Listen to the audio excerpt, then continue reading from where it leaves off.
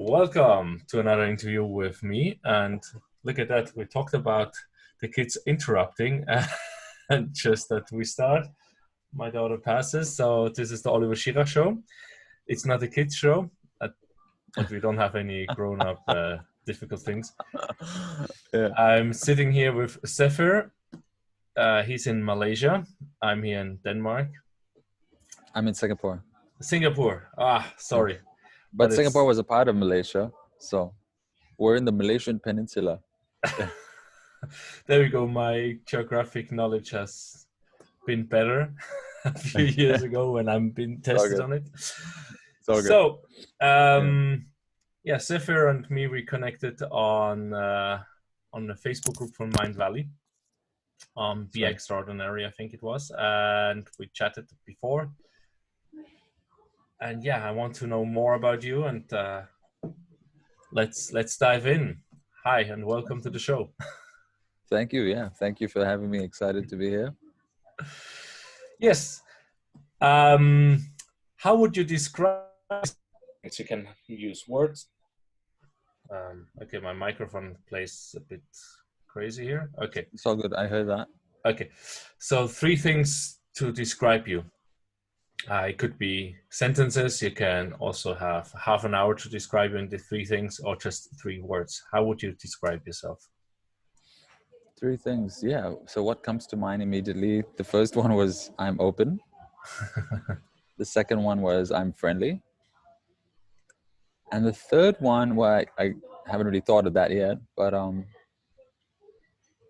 I guess I like to inspire people with the truth. Inspire with truth.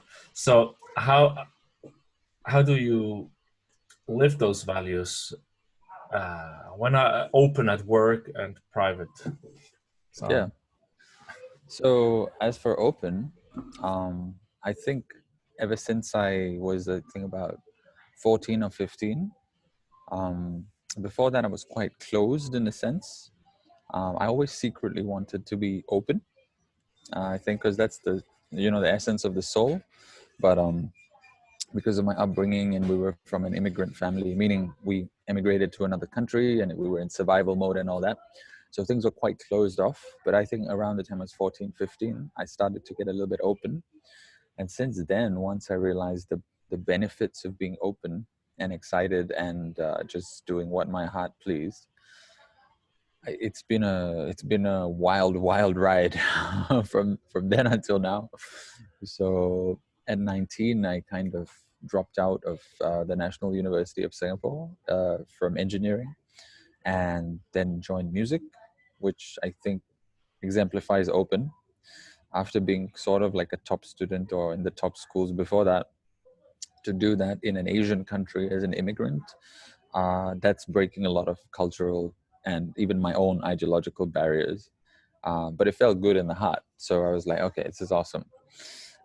Then from there, I just so happened that in the first year of music, someone presented me with a teaching opportunity. So I was learning drums and I was teaching drums to little kids. And when I was learning drums that first year and they were shoving the teaching opportunity on my plate, I was like, I'm just learning. How am I going to teach? And the drummer who gave me that opportunity, he was like, yo, I'm doing you a favor here. Why are you not taking it? And I was like, okay, I'll take it. So I think that was the universe's way of saying, you're meant to teach and guide other people through sharing your own, experiences and what you've broken out of and what you've done that can help someone who's, either just slightly behind you on that same journey or thinking about going on that journey. So, and then since then, I've been open all the way. I've been open to business opportunities, open to business ideas. In fact, it was joining an MLM company at 19, which sort of gave me the courage to drop out of engineering, because I ended up spending more time at the company selling health products than going to school, going to class. And because I'm a healer and into spirituality and all that, one of the subjects in engineering that really interested me was material science and engineering, because it felt really like And before that, it used to be chemistry when I was in secondary school. So it's all these like healer / magical / spiritual subjects where you connect to nature. Okay, chemistry, alchemy.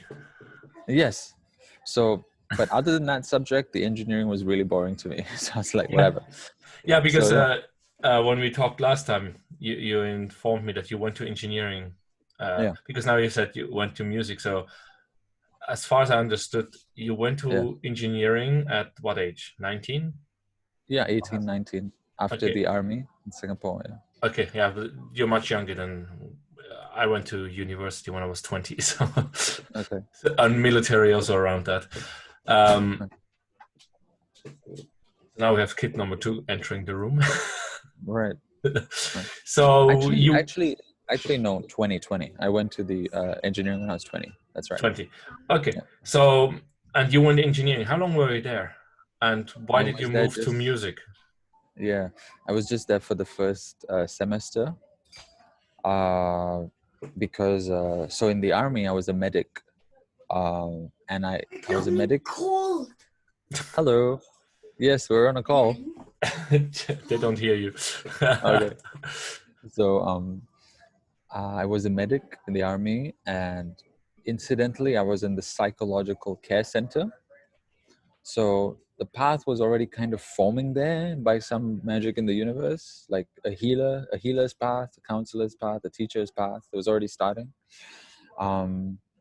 So your question was, Yeah, why did I? Yeah. from university? You entered Yes. university after military Got and it. Got it. engineering. Yeah.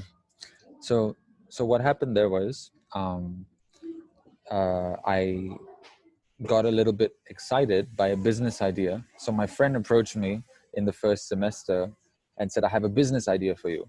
And I was before that we had kind of helped our dad consult for the F&B business, in the sense he was a consultant, and he would come home. And that was his first consulting job in Singapore. After moving here and being a great restaurant manager for many years, he finally got a consulting job.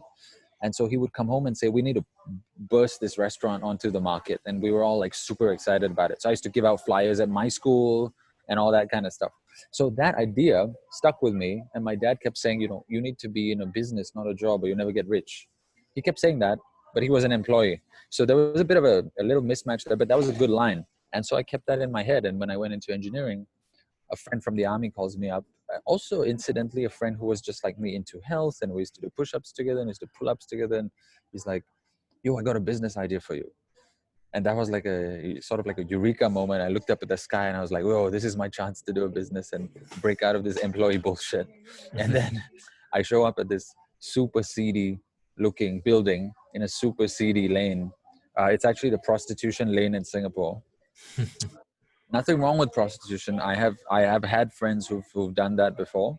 uh, I'm not judging right or wrong. I'm just saying the look of that street was very like eerie and really run down, and not your idea of this is the business that's going to make me free. But I went in, and it's a lot of health products, and inside it was really nice. There was like fountains, the typical wealth things. Granite walls, very beautifully done up.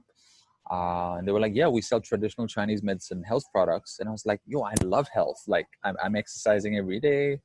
And they were selling health, but I look more fit than their people. So I was like, totally, yeah, this is my place. Like, I belong here. And so I started going there and earning money. Well, of course, as with all MLMs, like the first month I earned like $30. The next month I earned like $130. Then the next month was like $700. The month after was like 1,003. I was like, "Yo, this is crazy," because the other kids in engineering are taking pocket money from their parents. I'm generating income. So this is good stuff, right? People are paying money to engineering. I'm generating money. It's two very different things. So, but my parents got a bit freaked out because I started to dress like what they described a Hong Kong gangster, because I had all these tailored pants and shirts for the MLM company and these really nice pointy dress shoes, and we look really suave. But they were like, "Yo, my kid's supposed to be in engineering class. What the hell is going on here?" So, but I felt a lot more freedom there than engineering.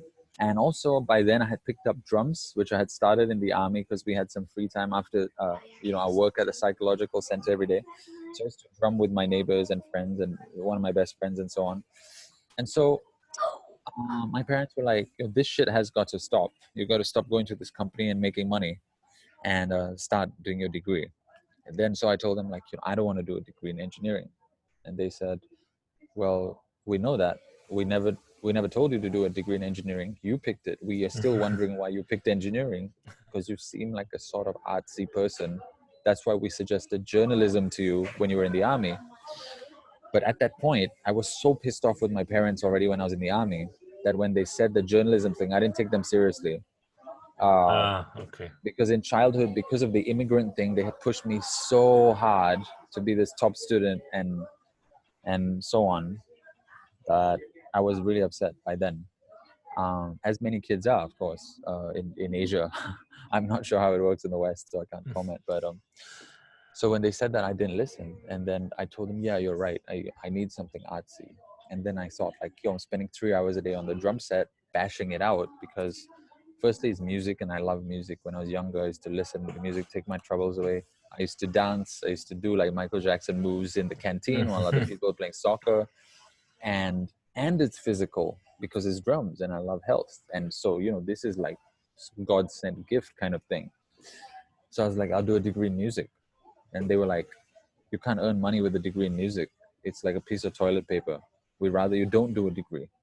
And I was like, that's exactly what I said. I would just want to work in the company. I don't want to do a degree. They were like, no, you have to do a degree. So I was like, okay, let's do the music one. So my dad was so pissed off. Like I could see him standing behind my shoulder, looking down and frowning at me while I browsed the website of the arts college.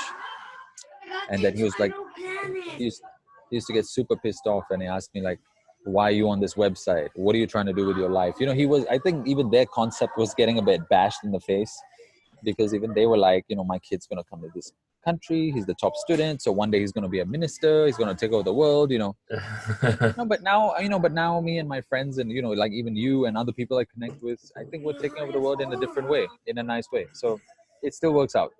So eventually he followed me to the college and spoke to the head of the program, and the head of program convinced him why I should be in music.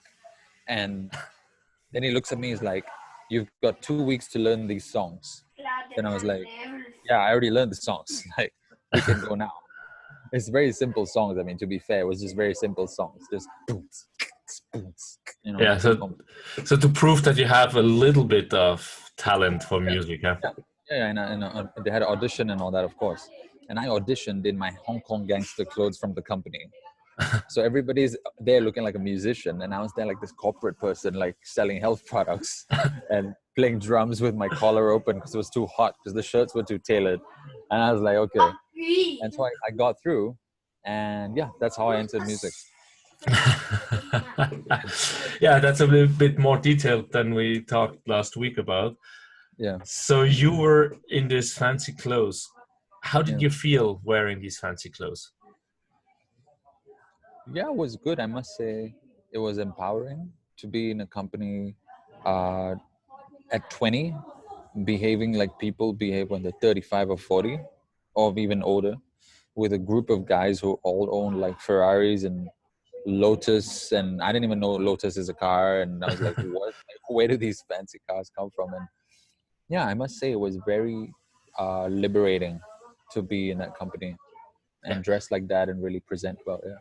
Yeah, I just asked because I can see you're very connected with your body and music and stuff. Yeah. So yeah, for some people it might be contradictory. Right. Gotcha. Yeah. But I have suits and everything at home, but I haven't been wearing them for recently me neither. a very long time. I just feel very comfortable in other clothes. Wow, that was, you see, like we had about openness. We talked much more. Yeah, that was the openness. Avi, Jamie. Okay, let me get a second with the kids. Avi, Jamie, I'm having it for you. Be a bit quiet, okay? Yes, you got a doggy on your game. I love that. Yeah, it's today's interview is a bit challenging. My wife is gone Yeah. for a Oh, course. The right. first time in 3 months, my wife is not home. Right. This is very Imagine that. interesting. All kinds of synchronicities going on. It's a very long time, and yeah, next week we're we're on vacation in Denmark. We haven't really done that before. Nice. For a longer period, right? But COVID is changing everything. Yeah, it's true. So yeah, that was like open. So we got into the music. Let's see if I go into music again later on. All right. Let's see all the stories we tell. So Sure. friendly. How do you use friendly? I mean, I can see the smile you have, and you're open, Yeah. Yeah. and yeah. Yeah. How does friendly come into your life? Where do you Yeah. use? So I think I was kind of born with this innate kindness and empathy. And actually, recently, in this these few years, I did that Gallup Strengths Finder test What's for that? corporate. So there's this company called Gallup. Gallup. Yeah, GALLUP. Yeah. So it's a personality test for Okay. corporates. Yeah. So there's this one called Strengths Finder, and so it gives you your top 5 strengths. And one of my top 5 strengths is empathy. And I was very excited to learn that. But then it was also kind of obvious because it was like, oh yeah. But I'll tell you more about that, why it's obvious in a bit. So also, my dad is a priest, and I was ordained as a Zoroastrian priest when I was 13. So, yeah. So I'm coming to the friendly bit. so because of that, my dad, I think, or maybe for other reasons, when I was growing up, he always showed me how to be kind, and he had a really, really kind streak running through him, and I really, really felt that. And I was always really, really kind as well. Uh, so a lesson he taught me very young was, so we were renting a house, and the landlord comes over with the son, and we're both young kids, and the son takes my toy gun, and then he walks out the house with it. And I look at my dad, I'm like, what the fuck? What's going on? Like, that's my toy gun. And my dad is like, when you give away something, it comes back times 10. So I was like, does that mean I'm gonna get 10 guns, or what? What are you talking about, man? Because I was a 3-year-old, right? And then, so later we go down to the toy store, and then he picks off this pack of 10 guns, and then he passes it to me. And I was like, oh, okay. I mean, so yeah, so that was one of my lessons very, very young. Like, it's okay to give away things. And so I think that softened me up a lot. And since then, I make friends with everybody. Like, I make friends with, literally everybody. Like, I walk on the street, I'll just say hi to someone. And sometimes, I don't want to name names because that might make them come across as bad or unfriendly. So I'm not going to name who. But there are people in my circle who'll be like, what do you mean? Are you friends with that person? Why are you saying hi to them? Like, I was like, why not? It's another human being. Then they were like, yeah, but what if they think you're weird? I'm like, who cares? you know, if they don't think I'm weird, that someone's day have brightened up, and I feel good and they feel good, so it's cool. And I think a little bit of the friendliness was also, I tend to like to amuse myself, and I like to amuse other people. So I'm a bit of an entertainer in that sense. Like, I like it when I get reactions, or when people react and they feel good. So in Singapore, which tends to be quite a conservative society, in this, I think that's comes down because the majority of the population here. So we have Chinese, we have Indian people, we have Malaysian people who are the original race here, and then we have quite a few expats, but largely Asian. So sometimes Asian people, tend to be very straightforward and focused on their day. And I think that's also a bit of the cosmopolitan city vibe here in Singapore, where because there's no natural resources in the country, so the resources are the people.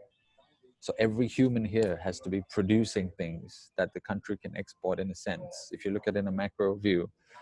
And so it's human capital. And so that's why everyone's really focused, and sometimes that leads to stress.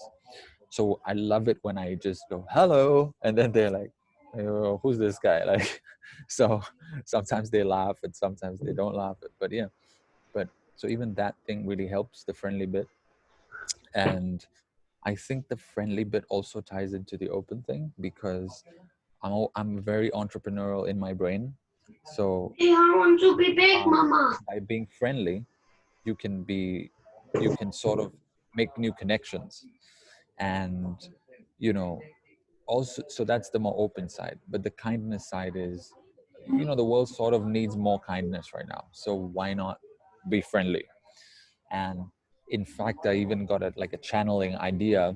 Sometimes I channel things from like my spirit guides at night, and one of them last year it said, start a channel about kindness and call it Kind Perspectives on Life.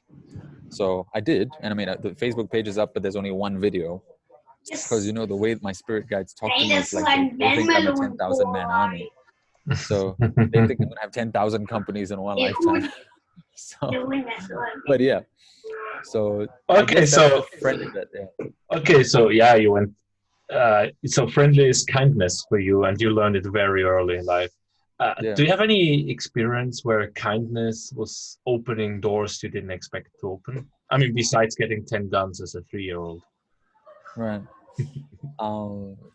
Yeah, yeah, totally.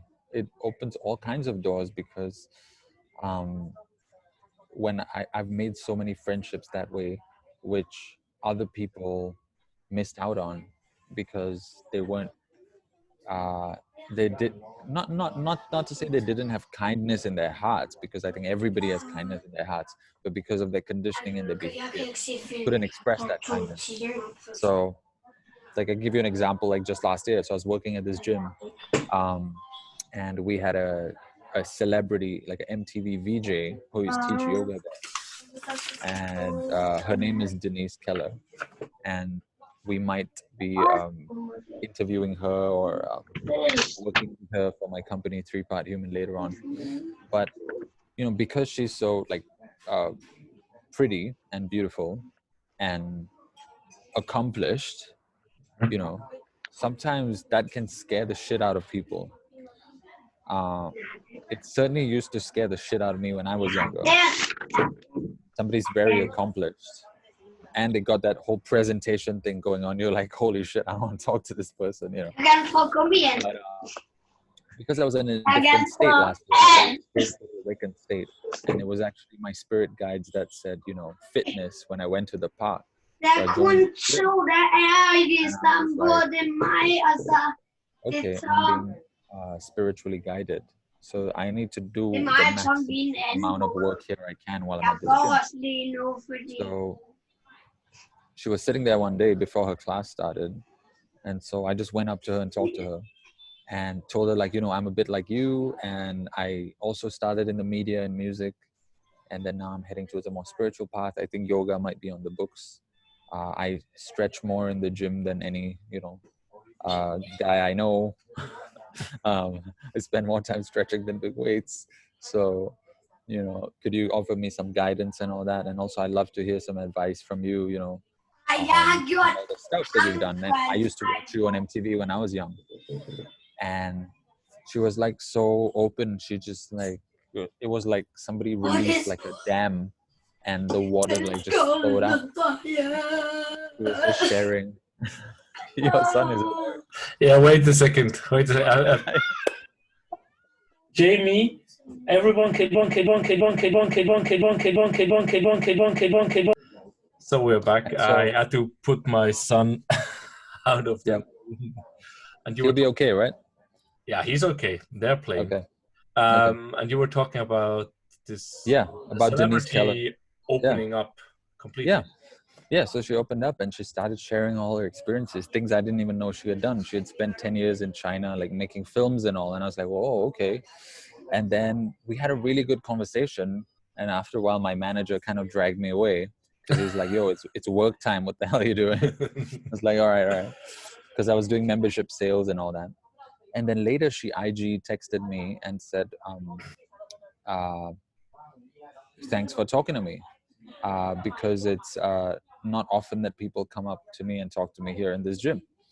And I was like, wow, like, so she's being like totally open and vulnerable with me, and we kind of have a connection.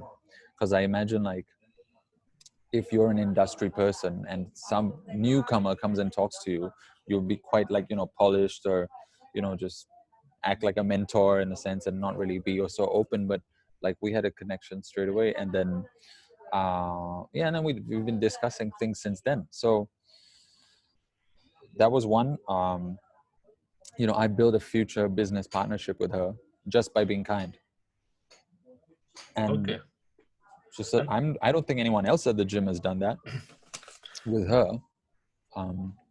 So yeah, kindness has definitely opened doors in terms of music. It is in terms of business, and has also definitely opened doors in terms of community, because long term, like, I do run a group on Facebook called Singapore Music, and we now have 3,000 members.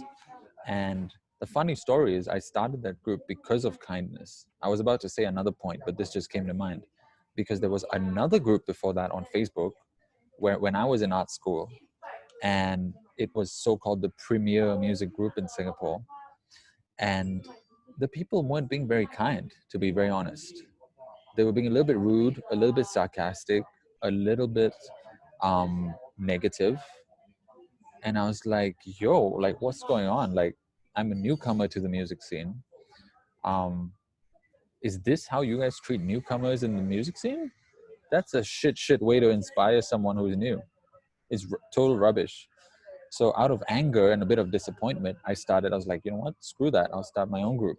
And here, we're going to be kind. We're going to be open. We're going to be honest. Nobody's too big for nobody, and nobody's too small for nobody.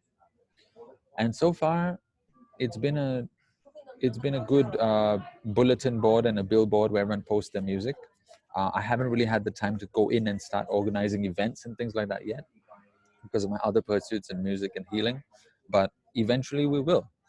And I put the rules very straightforwardly as the admin announcement, where no hate speech, kindness, love, blah, blah, blah. I don't think people would expect to see that in a music industry group. But I think a lot of people are starting to appreciate that, like, whoa, like, this is a safe place where no matter how noob I am, I can post a video here. Or, it's a very, very nice environment, I feel. And I'm gonna build that further long term. So kindness has helped me do that. And now we have a community of 3,000 people. And it's not just helped me, it helps everyone in there too, because now they have 3,000 potentially kind people who are in the music industry, who they can talk to anytime they want, you see? So Yeah. kindness helps everyone, not just the person who's pushing out the kindness. And so if you're evolved enough on your path where you know that you're here to help the world, which is all of us, to be honest, because even in a business sense, that's how business works. If you don't provide value, you don't get money. So essentially, the whole planet is here to help each other. So once you figure that out, then you realize, like, kindness is one of the best tools to do that. It's like a super highway. It's like a Japanese bullet train, It's like you press on and then it just goes and goes and goes, and it leads to this friendship and that friendship and this connection and that connection, So yeah, that's a couple of examples as to how it's helped. Wow. Yes. Great. I just realized we're still at the first intro question. For my Okay. listeners, let's see. We can speed up. We can go like rapid fire. No. Wait on. Rapid fire in the beginning. Right. I normally ask people about the color. You would be a new color in a color crayon box. What color would you be and why? Did you say a new color? Yeah, I mean, someone said he would be banana. Someone else said he would be the color whichever changes depending on the surface you paint on. Oh my God, how creative. Another one was glitter. Okay. But then there's, of course, like red, green, blue, yellow, orange. Yeah. Yeah. So So yeah, yeah, for me, it's not really a fancy answer, but it's a truthful one. So I feel I would be a blue green, green's like you a know, turquoise. like it's kind of like this color. Yeah, that's like turquoise, I think. Yeah. So, and that color has been appearing and reappearing in my life since I was a kid. Okay. Yeah. So when I was a kid in my primary school, we had a very naturistic background. It's the most naturistic part of Singapore. And I remember going to the plants, specifically this plant called the Ixora plant, Ixora. And they have these small red colored flowers that look like almost like a four leaf clover, but Uh, not really. It's a different color. And in between those leaves, where the leaves stick together, you would find spiders. So yeah. me and my friends, we would open up two leaves and we'd find these spider webs and these spiders had the most gorgeous, like blue green metallic shiny color. Yeah. And yeah, and I mean that's I think to do with my soul path and some spirituality stuff, because spider is one of my animal totems which keeps coming back. But that color was on the spiders. And then later on, Mentos, the mint sweet, right? The sweet, right? Yeah. Yeah. So Mentos as well. I used to be drawn to the spearmint flavor, which again Yeah. has this blue green color. And I, for the life of me, couldn't figure out what it was. And then I'm a water sign, which is a Scorpio. And many pools have this blue green color. And in visions, in Mindvalley, be extraordinary in the merging technique, right? Yeah. Um, Remember, he says, look up. Imagine there's a screen in front of you, and there's this color that's imagine it's a color and this energy, and it's really really strong blue green energy. And last year, even in my past life healing, the QHHT which I went for, which is called quantum hypnosis healing technique, I was on a planet, and I was going into a pyramid, and I was supposed to learn things inside this pyramid, and the walls had these slits, and the energy that came out was this blue green luminescent energy. So, and chakra wise, I think that's in between heart chakra and throat chakra. So green and light blue, it's kind of somewhere here. I think it's kind of like to do with expressing what I feel. Yeah, I think the throat is indigo, or is that the third eye? No. Yeah, I mean different sites and people keep changing it up. But there was Yeah, this but one. it's green and blue, so it's in between. Yeah. So I think also it has to do with my life path of saying truthfully what I feel and speaking kindly and sharing, and it's all linked. It's all linked. So Okay, well that's yeah, great because you talk about how was it called, merging technique. I don't remember how they're all called from from right, the vision right. class, but I know This that's mask was given to me by my mom today. I didn't even pick it, and it's that color. So yeah. But just saying. you have but you have a pink bracelet on the Oh, other I have hand. pink. Yeah. No, but the merging technique, and I remember with it's Silva method, what the vision is teaching a lot. Right. And that's like with the screens, you visualize what you don't want to have in life, then you kind of erase it to the right, or whatever you want. You can explode it or burn it or smash it. Right. And then basically you look a little bit to the left and again a little bit to the left, which is spiritually speaking, I heard right is past and left is future. That's true. And the other one was what you talked about was the energies, right? You feel like where you want to go, and then you have to call it energy, and you fill it up completely with, so everything is filled with that color. You can imagine using the hand, or you can imagine whatever you want, using your heart, like Iron Man, which is filling it up. For me, it was yellow, black, and white mostly. Nice. Which is, in my case, you talked about Scorpio and Spider. Let's go into that later. or just after. For me, what I thought my spiritual animal is the tiger, because it's always coming back and back and back. And when my sister sent me some print screens from a book she has up here in the totem animal book or something like that, the colors are yellow, black, and white. Oh, nice. For the tiger. And yellow you're is wearing an orange shirt today. no, it's So- orange. Yeah, orange, yeah. Yeah, today. A tiger. Yeah, I don't know. For me, tigers are more. Yeah, the yellow I like. It's going more into the orange, like the lamp you have behind. Yeah. Oh my God, I just saw the yellow, black, and white. Like on the sides where the sun's coming in, it looks a bit yellow. And then your beard's kind of black, and then you got this white thing going on here. Yeah, but I feel very comfortable. I have some yellow pullovers, and they have black and white writing on it, and I really feel good with them. But that was Nice. funny. So that's my tiger. But I drift more into when I get more in touch with my inner child. Kind of, I realize as a smaller kid, I loved Black Panther, probably from Mowgli, and jaguars. I have something to tell you about that, but you go first. Yeah, and when I look at my kids, they love jaguars and Black Panthers, especially my son. And I realized, okay, the tiger, but when did the tiger come into my life? Because I thought it's always been there, but when I look at old drawings and stuff, it was the panther and the jaguar. And it's similar in color, right? They're still like this orange, yellow, black. Yeah, yeah. So, but let's go to you. You said something you want to say? Yellow, Yes. black, and white. Yeah. No, but there's something else. Actually, I was doing some meditations last year and the year before. This very strange meditation I found online about meet your spirit animal. Well, my spirit animal is actually an eagle, which I did in a teal swan meditation. A teal swan is one of the spiritual teachers on YouTube and so on. But there was this one very unique meditation which I did late one night, and I think all the chakras were spinning, sort of kundalini energy rising or something. The whole room was spinning inside, but when I opened my eyes, nothing's spinning, right? So spinning, and towards the end of the meditation, the guided voice on YouTube says, now you will meet your animal guide. And then nothing happens, but 30 seconds later, I visualize this Black Panther come out.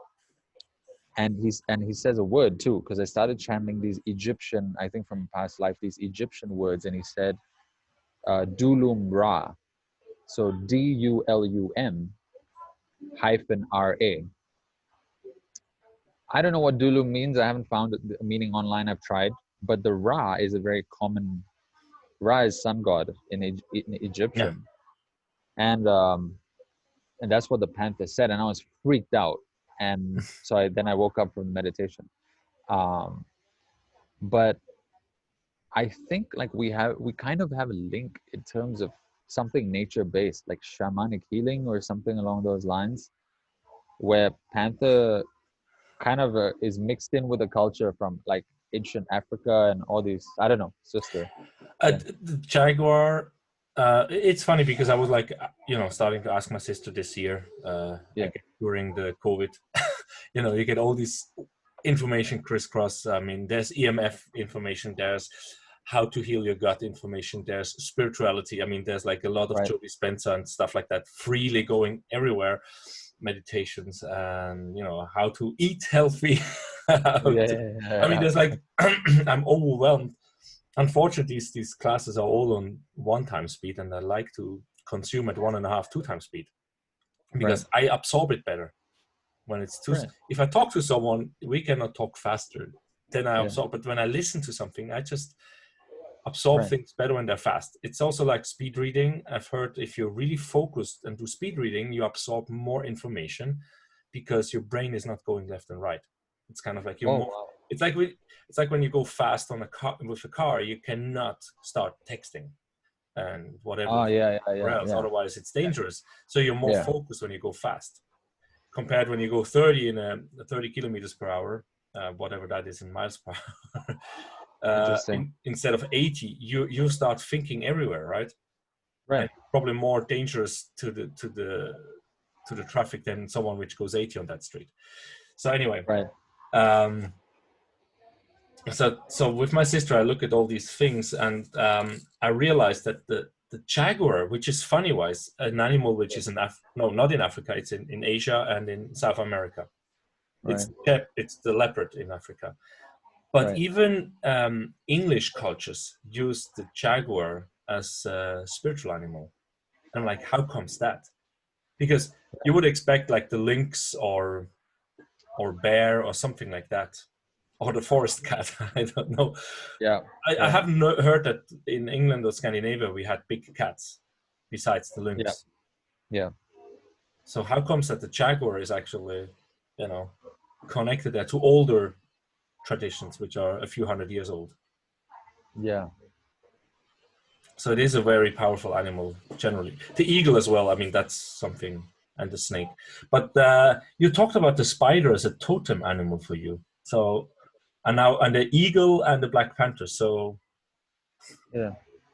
Before we end, we got to take a picture, right? Like a screenshot picture. yeah, but then I need to make this. I can do it. You want to do it now? How do we have it? Are we next to each other? I'm next to each other in my screen. Yeah. Okay, make that. Okay. So you look at the camera, right? Okay. Okay. 1, 2, 3. Awesome. Yeah. So sorry. Say that question again about the eagle spirit animal. Yeah, you talked before, or when you talked about your color. Yeah. We're going really crisscross in this interview. That's okay.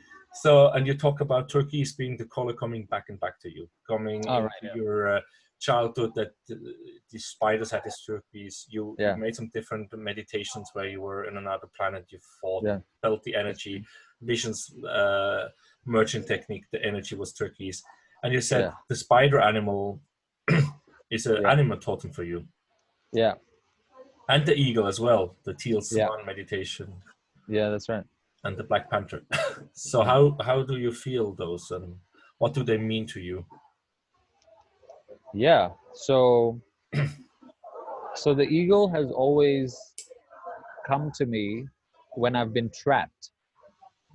Okay. And I feel constricted. And it's true enough when I research the meaning of the eagle spirit animal. It's like, visionary, be a leader, get out of other people's bullshit. That's the more candid meaning. Stop going so deep into everyone's crap, just glide effortlessly. Of course, be responsible, and you got to hunt when you got to hunt. So it's always come to me, when I'm in a day job and when I'm struggling. And the moment I break out and go back to my entrepreneur self, running my own business or selling my own services, they disappear. So they serve their message and then they're gone. And then while I'm in entrepreneur mode, I always see the spiders. And the spider totem animal, according to lots of guides online on YouTube and stuff, they've been saying that spider often means creativity. And often comes to me when I'm asking, how do I do this company? How do I brand this company? Should I have 2 Facebook pages? Should I have 1 Facebook page? Should I do music? Should I do fitness? Should I be a healer? And all the healers told me, what kind of question is that? Because it's all the same thing. Music and healing is the exact same thing. And so is fitness. It's all in the realm of mind, body, spirit. You are just trying to heal people. And so I was like, cool. But I still had branding questions. Like, should I brand it under my own name? Should I brand it under a company name? Should I put YouTube videos under the company name to drive traffic for the product? Or should I put the videos under my name to drive traffic for my teaching services? You can go mad thinking about this stuff. And each time I see another spider. And so it keeps driving me the message, be creative. So I'm like, all right, I'll be creative, I guess. How do they appear? I mean, a spider, I can imagine there's everywhere spiders, but is it in a meditation, or do you just like, God damn it, and then you look around and you just see a picture of a spider, or you see a picture of an eagle? Oh, mine are not even pictures, they're real. So the spider just appears. So I'll be thinking of a thought, like, should I brand it this way or this way? And I look at the wall and there's a spider. I'm like, holy, okay. Crap. And the eagle? I mean, I don't know. Same. I'll be looking at the sky in despair, like, what should I do? Should I be in a day job? Should I not be in a day job? I'm going to look up and there's an eagle. I'm like, whoa. Like, these guys are like talking to me. Okay. I hope you don't see suddenly a tiger or a black panther in front of you. No. So, yeah, no, the Black Panther has been so far more a symbol, not an actual panther. but I want to try and see one day. I think that would be epic. Yeah, it's like you're in Asia, so there's like these tiger Buddhist centers where you can go and see tigers. Yeah. I mean, uh, I've been translating some books lately from Nice. The conscious bedtime stories from Okay. English to German, and Oh, one yeah? of the book is about how Diablo became spirit. It's a black leopard, like a black panther from Africa, and they have a sanctuary. And when you see how he's hugging all these tigers and lions and all these big cats, it's just like, oh my god, this would be loving. And you just see that these dangerous animals are not so dangerous. And I just yesterday was alone with my son because my daughter was gone, and he wanted to see some shark movies. And there's what's her name? She's called Ocean, but I don't remember the first name. And she lives, I think, in Haiti or Hawaii somewhere. And she's diving, and she was just touching a big white on the nose. She was without. There were like 3 or 4 guys diving, and they were all just with snorkels, without any bottles. This is a documentary or a No, it was fiction just on movie? YouTube. Oh No, my God. on YouTube. Wow. They were just checking out. She's a biologist, and she really loves sharks and wants to make sure that we know. And you just see that big white coming, like huge, 7 meters or something like that, 6-7 meters long and big, so probably pregnant, I don't know. And she just coming, curious, and they was just very calm, and they were just touching her on the nose and on the fin, and you just realize these animals are perhaps aggressive because we have aggressive behavior. Going back to what you said, be kind, be friendly. You just talk to people, and as long as you respect, they will respect you back. And then you see, like Jörg was in this video with Spirit. When you're just very kind to the animals and you have the kind vibe, they feel you better than many people do. We as people, we are shut down. That's true. And so for me, I'm very connected to animals somehow and to nature. Not that I can talk to them, would be fun, but like a little bit like Alice in Wonderland. No, not what is it? Whatever, these Walt Disney movies, having suddenly birds hanging on my arm. No, but that happens. That happens to me as well. Like once I was talking to this girl, she's new to the music scene. Anyway, I think she was still in quite a dark emotional place. So we kind of broke off the relationship because she kind of got triggered by a post I put on Facebook looking for a model for a music video or whatever. But anyway, while we had a meeting, it was very cool because we went out by the river and we sat down there, and suddenly all these turtles came to us and a few birds landed at the same time, just as we were talking about connection to animals.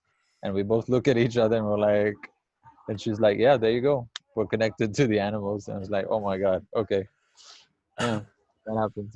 So you had turtles coming up to you. We don't have turtles here in the free life, but we had dolphins a few weeks ago, like like flipper dolphins, which are not naturally here in Scandinavia.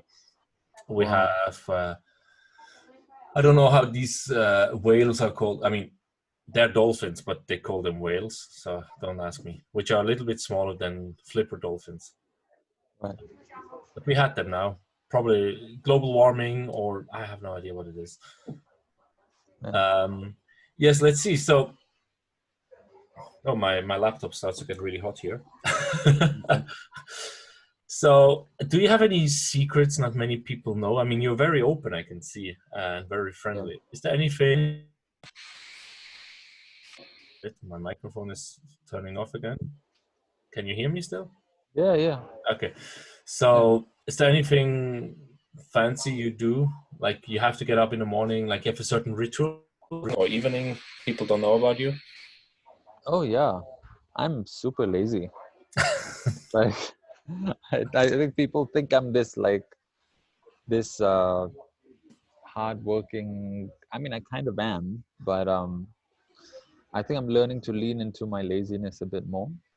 But I would say it's a good laziness, not a bad laziness. It's a self-care kind of laziness, and I put self-care as number one. because you can only pour from a full cup. And through the years, I've always sneaked in bits of self-care here and there.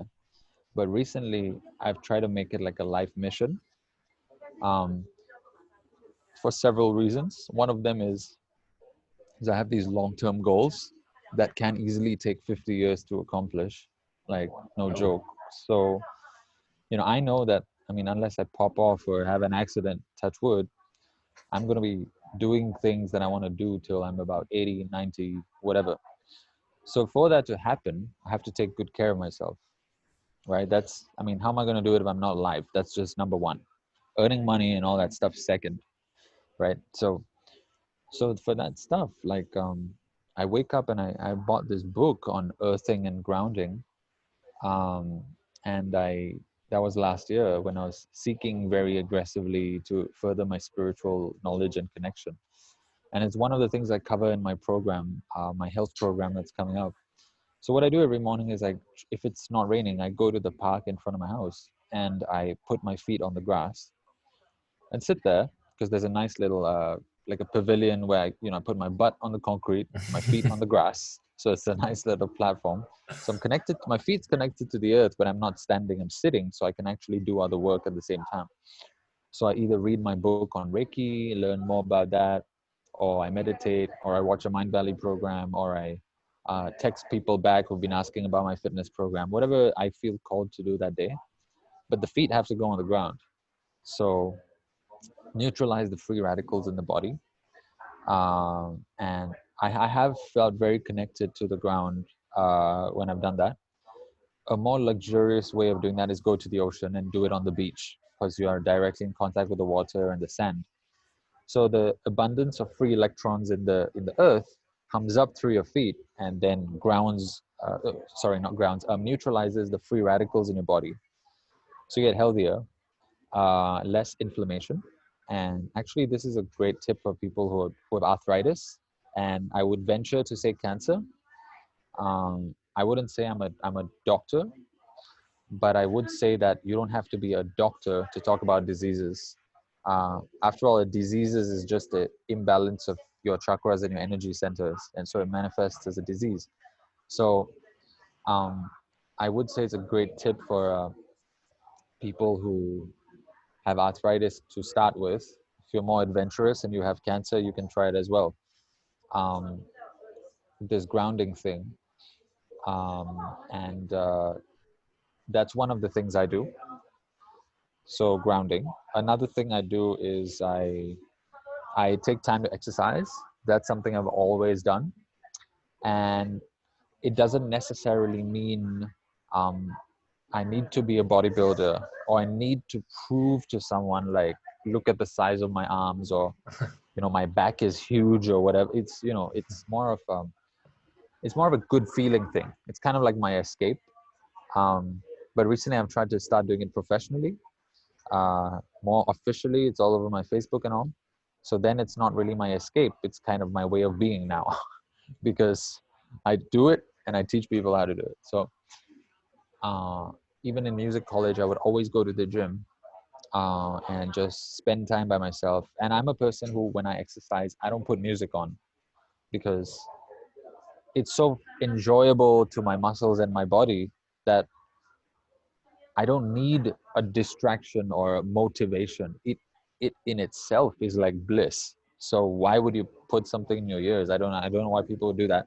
But if I'm feeling bored that day, I would play something on Netflix or something else while exercising.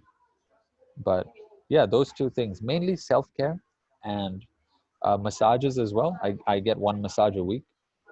Foot reflexology particularly, because there's a lot of energy centers in your feet.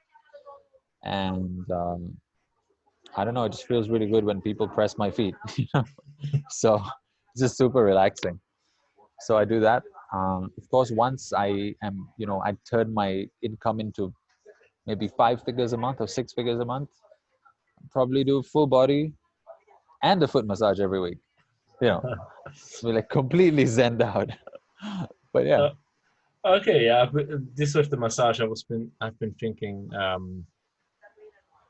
I have a lot of tensions, and I went to physio and chiropractors, and I talked to them, and they have some people which have more money. They definitely come once a week to the physio chiropractor just to kind of loosen up everything. I guess if you have a lot of money, sometimes it comes also with the belief that you have to work hard. So then you of course also tension up more. But it was also in my a dream. It would be nice to have like every Friday or every Monday, whatever it is, you go and have like this full body massage. It would be beautiful, actually. So, it is. You should go for it. I haven't figured out yet how to pay for that, but that will come. I just have to visualize it, right?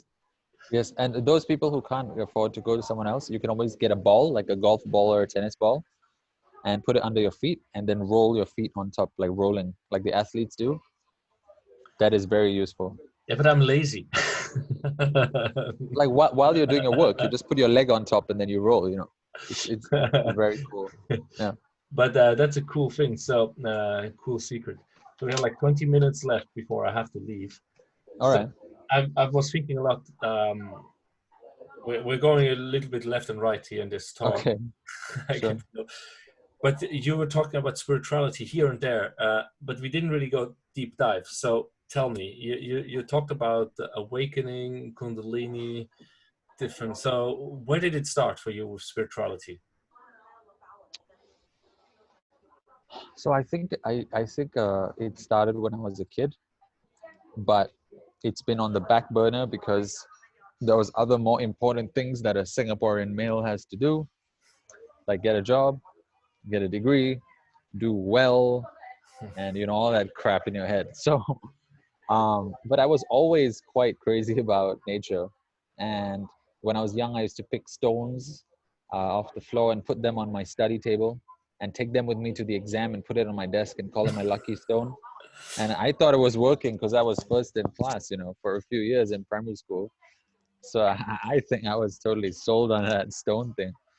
But as I read more books about past lives and ancient knowledge and all, one author you can check out is really nice. Her name's Dolores Cannon. So Dolores space Cannon. So I was reading those books last year, and I was like, damn, like I've been doing this since I was a kid. I don't know why I've been doing it. So it's a spiritual force somewhere, but my conscious mind's been doing other things like in the material world. But damn, I've always been doing it. And I mean, connecting to like going to catch these spiders when other people were playing soccer or whatever. And animals, when I was in music, like animals would come to me easily. And I was always interested in spirits and ghosts. Then again, everyone is, when you're at a campfire or whatever, you tell a ghost story. Which human isn't? But that's the thing. Everyone is spiritually tuned. It's just whether you're awakened to it yet or not, right? Because we all have a soul. So no one's more spiritual than another. It's just, have you awakened to that part of you yet or not? So I was doing that since I was a kid. And also I became a priest when I was 13. So my parents were like, no, you have to become a priest. And I was like, why the hell I have to become a priest? I don't want to. They were like, no, you have 30, to. But at 13, that sounds kind of like young. Yeah, oh no, but that's the age, because in our religion, apparently it's like before puberty finishes or something to do with puberty or whatever. So you didn't get castrated or something like that? No. Nothing. No. It was a pure non-invasive priesthood. Nothing. Don't touch my body. Just do whatever you want to do outside my body. Yeah. So yeah. Also, I used to do magic tricks when I was younger. I was drawn to magic, and the concept of mystery and so I used to do magic tricks. And when I was a kid, I remember asking my dad. I still remember where I was in the living room when I think I was 4 or 5, and we used to see all these commercials on TV about toys. And I used to ask my dad, where's that toy where I have like a little device in my hand, and then I flick it and a beam shoots out and it wraps around an object, and then I can levitate the object. I was like, where's that toy? He's like, there's no such toy. And I was like, there has to be such toy. I've seen it in the cartoons, like the witch was doing it. And then he's like, yeah, that's make believe. I'm like, that doesn't seem make believe to me. Like, I feel like it's real. And also another incident when I was young, I used to get these fevers, you know, like kids, they get sick and we get fevers. Yes. I think for some reason my parents were very concerned about my fevers, so they used to give me a cold water shower. Uh, or maybe that's not my parents, maybe that's every parent. I don't know. Our daughter hasn't got that kind of fever yet, and she's still only 16 months. So anyway, on one of those showers, when I had a particularly hot fever, and he was showering me with cold water, and I was like shaking and crying all at the same time, I looked at the side of the bathroom wall. This was a very ancient type of bathroom. This is like 1990 Singapore, and a not very expensive type of housing. So the bathroom is literally just four walls. That's it, just four walls, a bathroom. So I'm at this corner, and I'm looking along this corner here, and I see all these little things sitting on the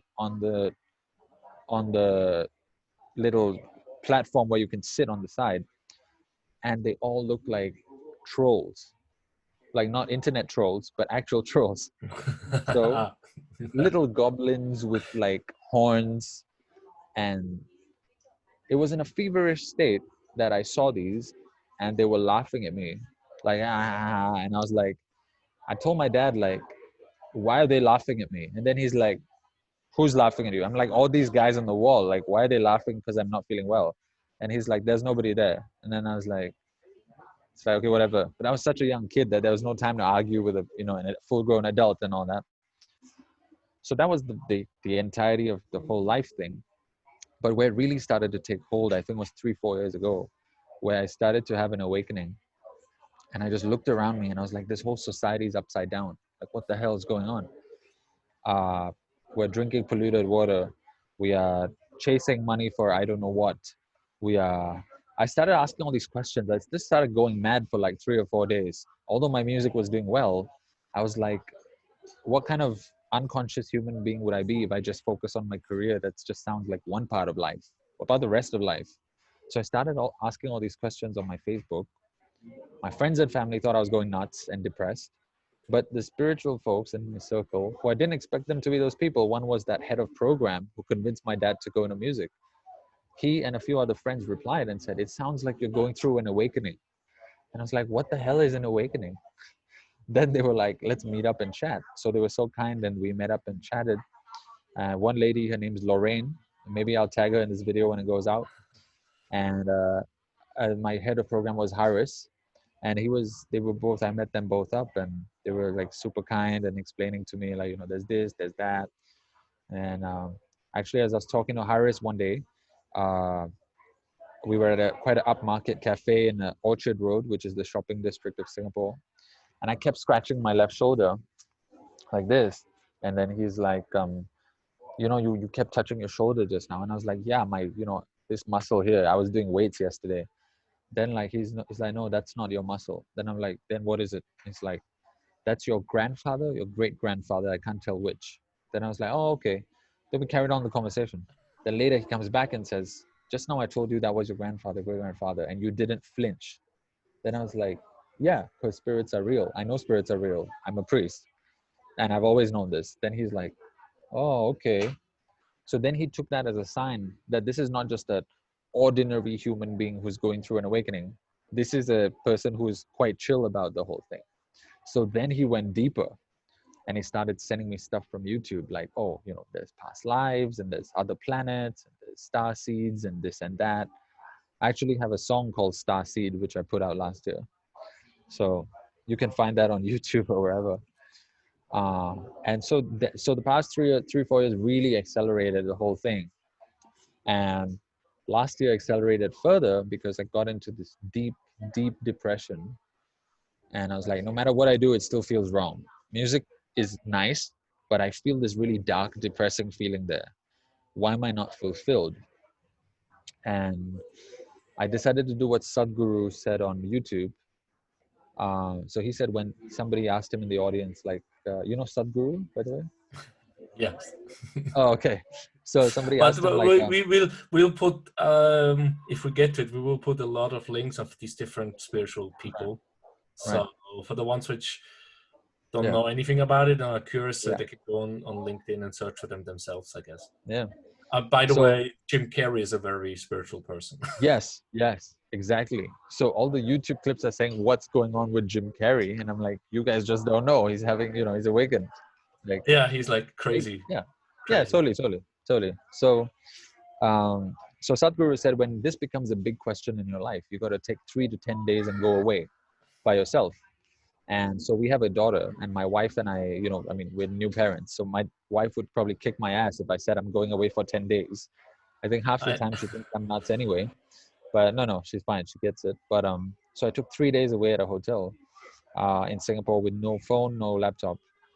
And so I had a lot of time to think. And he said, ask yourself this question, what really matters to me? So as I went out for my meals, I looked around at, people, and I kept asking myself, what matters to me? And it was people's health and their mental well-being. And I was like, why are these people so upset? That's the saddest thing on the planet I can think of right now. Like, everyone's minds are screwed. Like, what's going on? We have a big issue. We have no internet for my son. Oh no, Jamie. Can you try to have breakfast? Jamie, eat breakfast, and then I come in 10 minutes.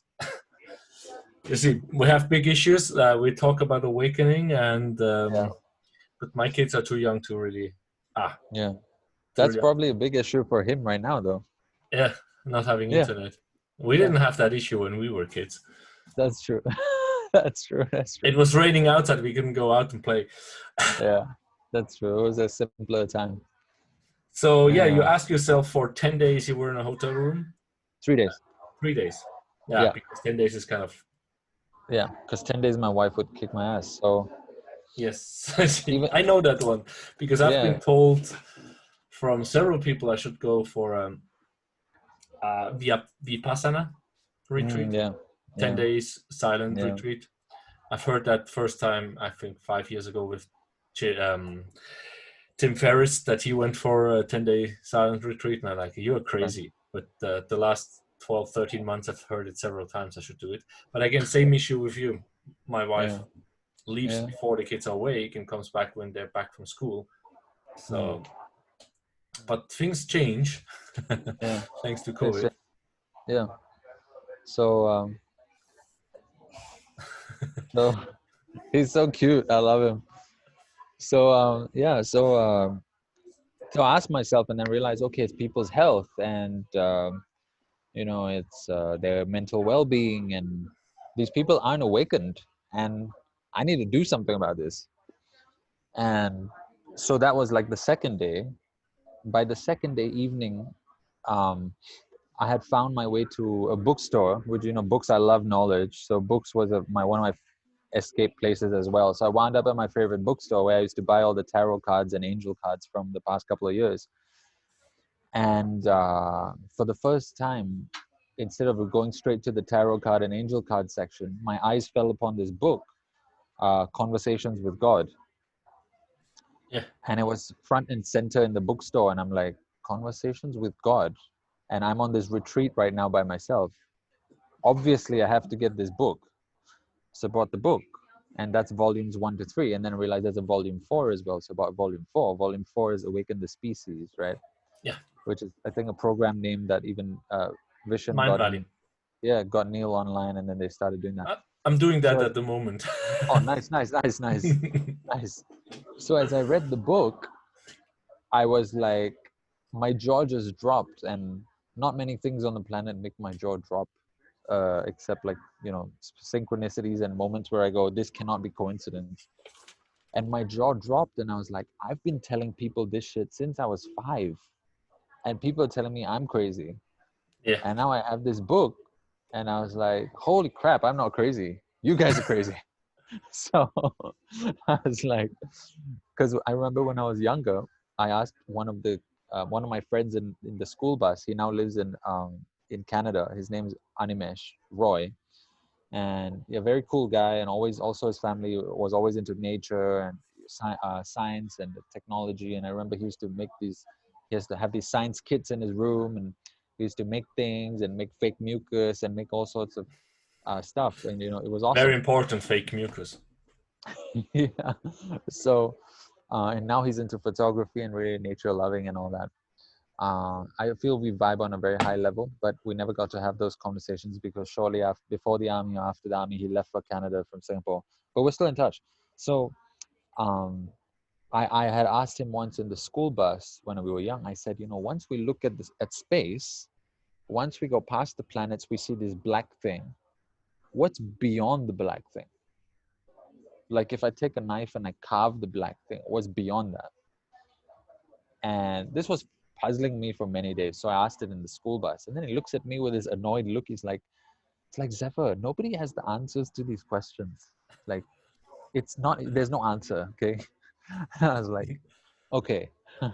So when I saw the book, I thought back to that. And yeah, and I read the book and I realized like, oh my God. And I was getting lost in the book for a month. And because I read slow, I don't read fast, I read slow. So I was like, damn, this is going to be the rest of my life for sure. I got to be a spiritual life coach. I mean, what else do I do? Because I like health, I like mindset, I like spirituality, I like succeeding at things. I've done that since I was a kid. I like the natural aspect of the planet. I like talking. When I was young, my teachers used to say, this kid talks too much. Then my mother made me stop talking, start studying. Then I became first in class. But then all my talking skills went to waste. But now they're back because I'm making YouTube videos and everything. So I love to talk. People like to hear me talk. They think I'm funny. Good, everyone wins. So I was like, all right. So I rented an office and for a month from this property investing course I'd gone for that my friend had set up. So I rented some office space, a little cubicle for myself, did a couple of spiritual readings for clients, got so engrossed in that book and the spirituality surrounding it that I forgot about the business side of life for a second there. Didn't make any sales, didn't think about making any sales. I thought my purpose was just to make YouTube videos. And at the end of the month, I realized, oh shit, my bank is empty. Now I can't rent this office space. So I was back home. But yeah, so last year was intense learning and growth period for me. Even enrolled in a graduate diploma of counseling psychology because I thought along with the card readings. We still have the same issue. There's no internet. Jamie, let me finish this first. Yeah.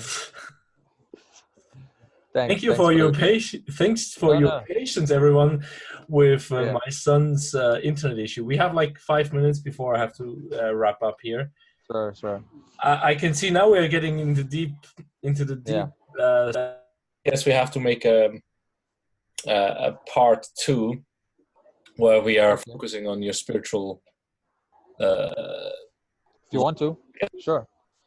And my microphone keeps on popping up here on my screen. It's okay. I can hear you. Yeah. You can hear me, but it's keep on like. Oh, right. I don't know what it is. So yeah, let's wrap it up. We have 5 minutes. Cool. Yeah.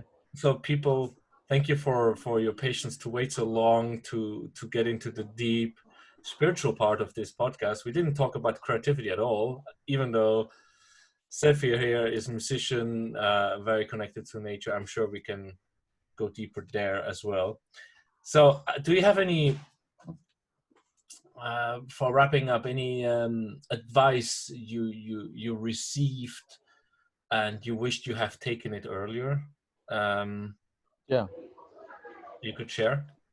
Yeah. So as you said that line, it just popped into my head, which is the biggest lesson I learned is that the sentence, it's not about you. So I was kind of watching Doctor Strange, that movie, and I was watching it a second time again last year when I needed some answers. And then the whole movie was building and building, and then the guru says to Doctor Strange, like, I've waited my whole life to tell you this lesson, or something along those lines. And then my whole body just froze. And then she says, it's not about you. And then I was like, holy crap, like, yeah, it's not about me. So I got to stop. I got to get out of my head about how to brand it, what degree to get, blah, blah, blah. And just make it about, if it's a business sense, make it about the customers. If it's my life mission, make it about other people. If it's family, make it about my wife and my daughter and my parents and my brother and my extended family and all that. And then when you start to do that, like you give your whole day to other people, you're kind of automatically taken care of if you balance it out. So you give it to your clients, you get money. Give it to your family, you get love. You give it to less fortunate people, you get love and thanks and other things coming to you. So, it's not about you. That's a very nice one. So I Yeah. think I use that also as a title for this episode. Okay. Yeah, that would be epic actually. Yeah, Yeah, so dude. I like that one. Um, I hope the noise from my son making food doesn't disturb you too much in the back. Uh, any books or other things you would like people to go to? Like we talked about, Walsh's Conversation with God. We Yeah. talked about Dolores Cannon. Yeah, so Dolores Cannon has this really good one. It's called The Search for Hidden Sacred Knowledge. Okay. If you're into spirituality, I think you'd like that. I couldn't put it down. And then because I was so affected by that book, I found a healer who she had trained, who lives in Singapore. I'm sure they're all over the world.